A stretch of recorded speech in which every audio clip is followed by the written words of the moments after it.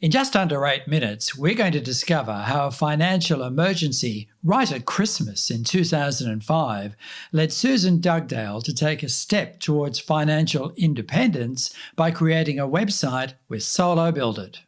Now, in 2021, WriteOutLoud.com provides financial independence in retirement for her and her husband.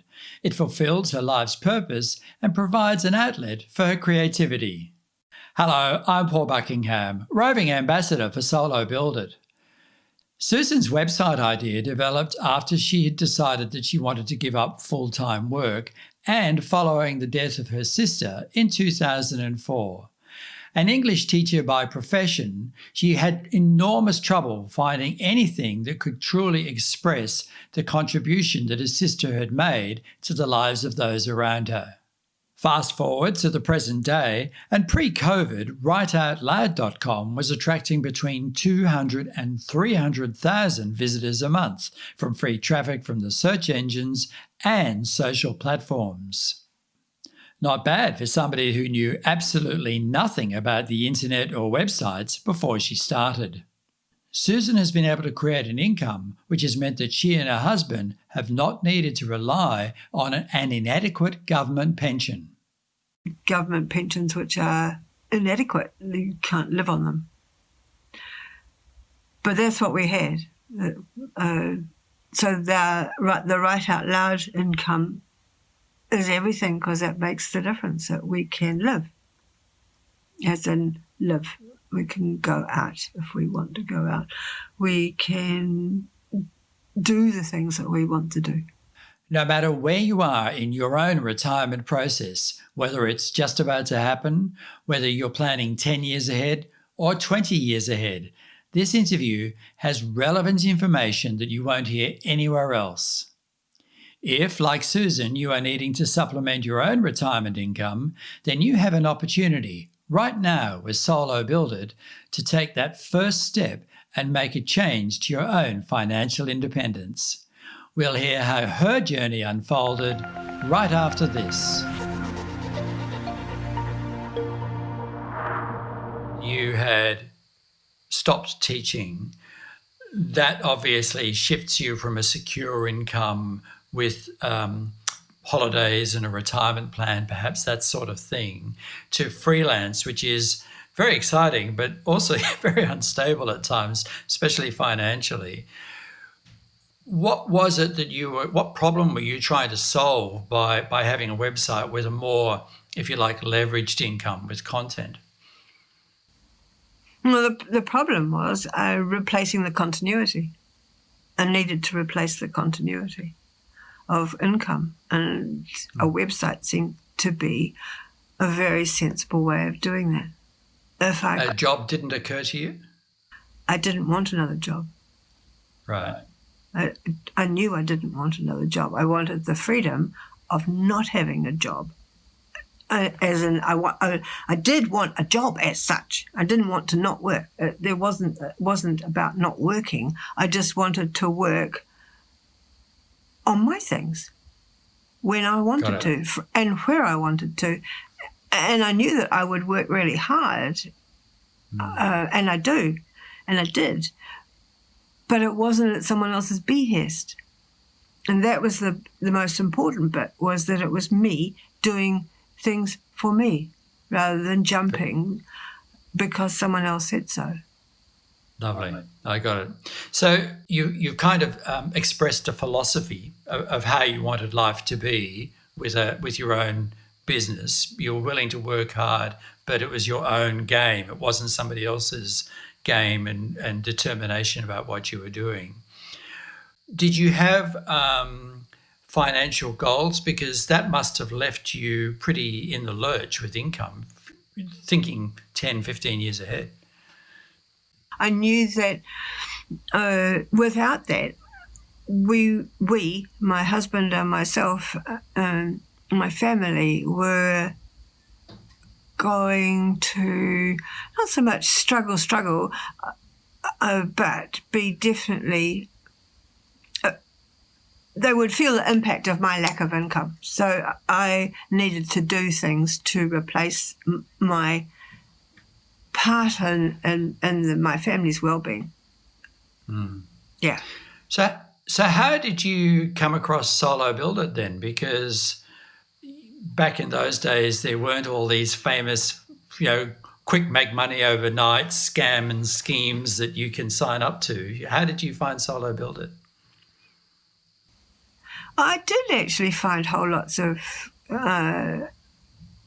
quick make money things. I did. And I remember sorting them through and looking at them and putting them to one side because they, the old adage, if it's too good to be true, it probably is. And then I found Site Build It and I read it, and the too good to be true skepticism kicked in and I parked it on one side. But then about a year later, when I remember cleaning up my computer, doing all sorts of things, and I refound it and I looked at it really hard.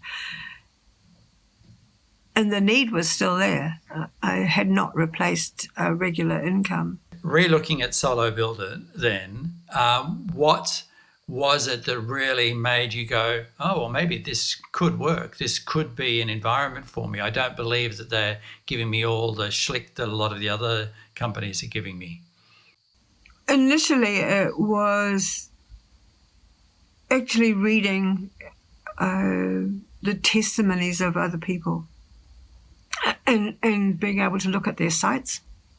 And I do remember going through the results page and looking at it and looking very closely at all the arts related websites and thinking, okay, so if these people can put together a viable kind of website income thing around stuff that they know about, stuff that they're passionate about, then I can do that too. If I follow the pathway that's been laid out for me. Yeah. Once you first started creating the site, how long was it before you began to see anything that gave you any kind of encouraging green shoots that you could go, well, this might actually work? I remember I bought the site and I bought access to the material in 2005, around about Christmas 2005. And family were in fairly dire kind of tricky circumstances. We needed to find a rabbit and pull it out of the bag we had. There was a whole lot going on at that time. And I can remember thinking, oh, this is quite a lot of money, because it was for us to take a risk on. And will I do it? I decided I would. And I remember watching the stats every day. Oh, 6 people came today. Where did they come from? Were they all coming from New Zealand? Oh, that might be me. And then it slowly became other people from around the world. And that was exciting. Here we are. It's Christmas. You're in dire financial state position, as I understand it. You have a lot going on. It's Christmas, so there's not much going on with work and all the rest of it. How did you sell the idea to at least your husband, if not the family, that this is what you were going to do? Because it's pretty out there. It was out there. And that was the response that I got. I remember getting it, the roly eyeball response. And, oh, yeah, a website. She can do a website. Oh, that poor man, what he has to put up with. Got that response. Yeah, that's fairly, I think that's quite honest. Yeah. It's not unusual. I didn't get that from my husband. He was sweet enough to reserve judgment. Yeah. Yeah, he didn't damn it immediately. He also knew that you had been thinking about it for a while. It wasn't a sudden whim. Yeah, it wasn't sudden. And he knew me well enough to know that if I really commit myself to something, I will put one foot after another and do it. Yeah. How did you approach the whole financial aspect then of creating income from the site, because if you really think about it, that's the reason you're doing it. There's not much point in doing all of this unless you are making money from it. Yeah, that's an interesting question, because initially there was a schism between the two parts of me. One part of me wanted to be so philanthropically driven that I would just create content for the sheer joy of creating content and giving it to people, because I knew that people were looking for stuff, and I could do some of that and I could give it to them, and that would be a kind and a nice thing to do. And so I did do that, and I made all sorts of content purely for that. And I remember I wrote speeches for people just because I wrote speeches for people. And so that side of me was in competition with a side of me, a smaller little side of me, who wasn't very brave at all, who said, you should be making money from this. And the other side of me would go, well, but how? And that's not quite nice, really, is it? It's not really the done thing. We don't talk about money, do we? No, it's not very pleasant. So I had to re-educate myself about that, in that whole arena, and learn that, first of all, what I was doing was worth being paid for. And I needed to be clear about that and stand behind myself and my work and ask for payment. So your first source of any income from the site was writing for other people. Am I correct about that? Principally, it was writing for other people. Then I decided to take a great big leap and put AdSense on it, which was another discussion with myself. I was really concerned about putting AdSense on my site, because I felt somewhere that cheapened my site and cheapened me in putting it on. And what was the third? And the third one was an affiliate product, somebody who was offering an ebook, one of the very first ebooks of readings for funerals and eulogies. So then I had 3 sources of income, and very gradually the AdSense built up, the traffic built up, the affiliate sales came along, and the writing increased. So Susan, you're talking about physically writing scripts for other people. You're talking about advertising with AdSense, with Google's AdSense, and you're talking about the ebook that a friend of yours or a colleague created. Have you actually created any of your own products? Because that's really where the money is, if you manage it right and you have the audience to sell it to. Yes. So that was learning curve number 342. So what happened on this one, learning curves go like, mine go, some people have curves. I have verticals. They go straight up. So my learning vertical was putting together an ebook of public speaking games, which sounded like a innocuous doddle. I would simply just get all the stuff that was in my brain from years and years worth of teaching and doing this stuff, and I'd put it all together and I'd flick it in an ebook and out the door. So once I'd got my head around all of that, it sold, and it still sells. And that was really exciting. This was my own PDF, multiple PDFs actually, because I decided I'd make one principal PDF of all the games, and then I put all the resources that everybody needed to play the damn things in and behind it. So there were PDFs of poems, and there's PDFs of script, and there's PDFs of everything I could think of to sit in there, so that a teacher had a one-stop shop. And that's what sold. And it started selling almost straight away at 2 or 3 a week. And that was holy schmoly, what have I done? And Google AdSense, you've been using that for quite a while now. Has that delivered everything that you wanted? Because I know a lot of people haven't been happy with it. No, it didn't. So that's blunt and to the point. It didn't. And it varied so considerably. At times I had enormous traffic, and it was still very little. I think that in terms of looking at the volumes of traffic that were flowing through my website to what I was getting out of it in terms of advertising, it was small. I heard about Mediavine. First of all, you can't just have Mediavine. You must apply for Mediavine, and your website is vetted. So somebody will go through it, and it is a person. It's not just a machine going through it. And in addition, you must show that you have a minimum of, at that time, for me, it was 30,000 visitors per month going through your site.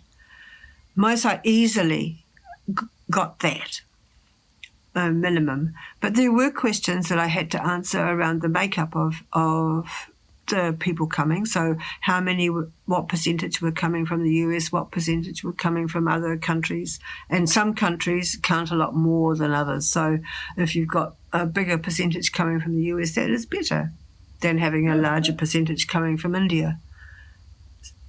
So they're very careful. They look closely. I got accepted, and I accepted to have Mediavine on my site. And that turned everything around. So suddenly, and I mean quite suddenly, what had been a good part-time income was now a full-time income because we had Mediavine coming in once a month. But best of all was that the money coming in from Mediavine was quadruple, 400, 500% better than AdSense had ever been. So suddenly, in the very first month of Mediavine, which was only half a month, I got $1,100 for allowing advertising on my site. Whereas for the 2 best weeks. in 2 weeks, and the best I'd ever done with AdSense for a whole month was $800. So it was a no-brainer. So now you're at this point where there's kind of retirement in the air. Where does the income that you're earning now fit in with your original goals of being able to independently work from home? Very slowly there was a switch. So the income that was coming from working part-time for the legal company was gradually being eclipsed by what was coming in from Write Out Loud. And the Write Out Loud income kept going up, which was a hallelujah chorus. It was, whoop-dee-doo. Here it is. Here's what I thought might happen. And it did happen. Yeah. Are you willing to talk about the amount that we're talking about that you're earning a year? Okay. So at the time when I stopped, I was earning a mid-level professional income, which in those days was around 70 odd grand a year. That was the bit that was missing. And over the last few years, that income, that 70 odd grand, has been replaced by Write Out Loud. And that has fluctuated up and down, sometimes more and sometimes less. COVID made it significantly less for 3 or 4 months. So you're earning right about $70,000 now, is that correct? So that's quite a different amount of money to the 70,000 New Zealand, it's worth pointing out. And of course, you're not going to work and you're staying at home and you're doing all of those good things as well. What has it meant for you in terms of your confidence about the future? Because I know for a lot of people that are retirees in inverted commas, whatever that is these days. But for a lot of people that are retirees, they may have a pension, for example, or they may have some sort of annuity that they're receiving, but it's actually not enough. So, how does it fit for you? Yeah, so that has been the difference. So we my husband is a builder, and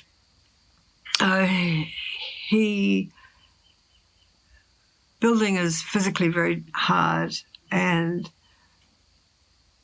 he's the same age as I am, and so it's a young man's game, yeah. So anyway, to cut a very long story short of lots of meandering corners, we did not have a retirement nest egg. We had some. We were lucky in the sense that we had put together enough to have we had our own home, and the money that came from our own home, that is the primary asset, and we had government pensions, which are, as you said, inadequate. You can't live on them. But that's what we had. So the Write Out Loud income is everything, because that makes the difference, that we can live. As in live. We can go out if we want to go out. We can do the things that we want to do. So it's freedom. It's freedom. It's hugely important. It's enabling us to, or my husband to build a house for us right now, which we couldn't do if that income wasn't there. And so he frequently tells me he's a kept man, and I'm very happy to be a kept man. I've always wanted to be a kept man. Yeah, so he enjoys that hugely, and I love that it suits him so well, because he gets up in the morning and he trundles off and does what he does, and he works quite hard, but he's not working. He doesn't have to go and work for someone else. He's working his own rhythm, and I love that he can do that. And that's what Write Out Loud enables, is us to have this life that we have. For a lot of people, they view retirement as the end of their life. But no. It sounds to me. No. It's not the end. And this is the beginning. So it's the beginning in the sense that there's whole lots of things sitting in my cupboards that are coming, that I'm allowing to come out for the first time. I think in terms of development, I'm pretty late to the party. So I am doing things now that I didn't have the courage or the will to do, or probably the courage to do as a young person. So I am doing this website stuff. I am writing for performance. I intend to be doing some more performance of my own. I directed a play in the community last year, which was great fun. It was Dylan Thomas's Under Milkwood, and there were kids involved, and it was a great hoopla. Fantastic. That's great. And Write Out Loud lets me do that. I can do that because I have Write Out Loud money coming in the door every day. As amazing as it may seem, Susan's story is not that unusual. There are countless numbers of us whose lives have been completely transformed financially, emotionally, just positively in any way, by creating an income-generating website with Solo Build It. To meet just a handful of us, please subscribe to this YouTube channel. Just up in the corner up there, if you can see a link there, or underneath the video when you're ready, there'll be a link there. That way, you'll be able to stay in touch with us for future releases of interviews just like this. Before we continue, if you've got a couple more minutes, Susan talked a little bit about adding content to the website. In the next video, we're going to show you just a little bit about how that system works. It's a very simple drag and drop system. Anybody can do it, and it's very, very quick to build a page. That's coming up right after this.